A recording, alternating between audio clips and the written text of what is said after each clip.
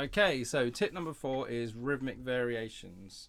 At least expand in your repertoire beyond one rhythm, and that rhythm is the island strum. So the island strum is probably the most used, I wouldn't say overused, but it is the most used strumming pattern in ukulele playing.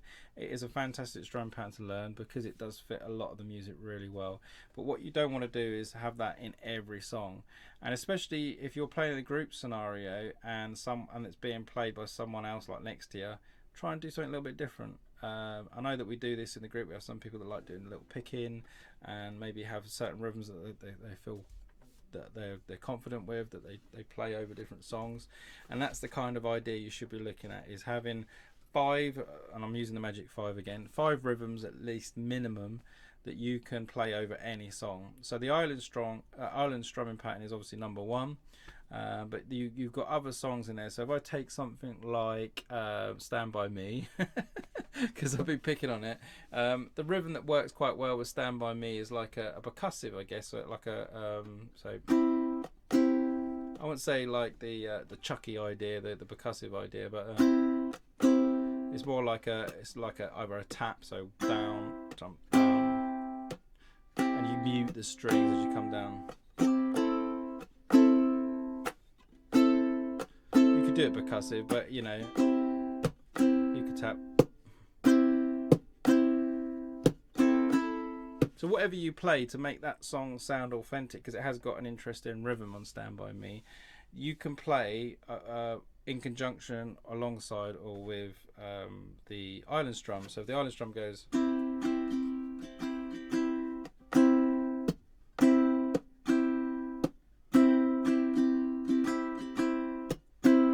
so that's me playing the island strum and the rhythm from Stand By Me alongside it, so that like those two rhythms will go together, or they can overlay each other, they can go over the top of each other, and that's the idea. So if I was to take another song, I'm thinking another one off the top of my head, House of the Rising Sun's a good one. House of the Rising Sun's got these rakes, so it goes,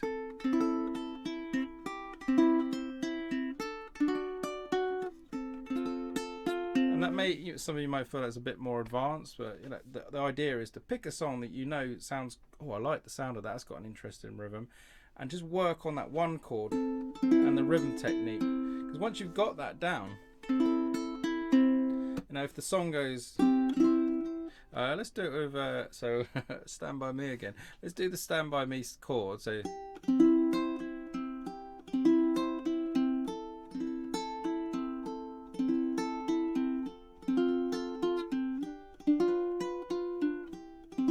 it's a different kind of feel, really. It doesn't quite fit the feel. I'd have to change it a little bit, but if it was, I could actually go,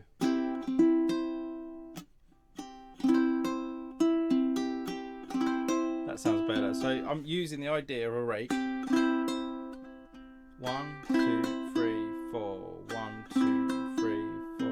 1, 2, 3, 4. 1, 2, 3, 4. So I'm taking that rake idea and I'm implementing it over the top, and that's the idea. You experiment with rhythms that you're learning from one song over another song, and then you end up being able to overlay the rhythms with each other, or put two parts together. So you can put like the tap, and I could put the rake and the island strum.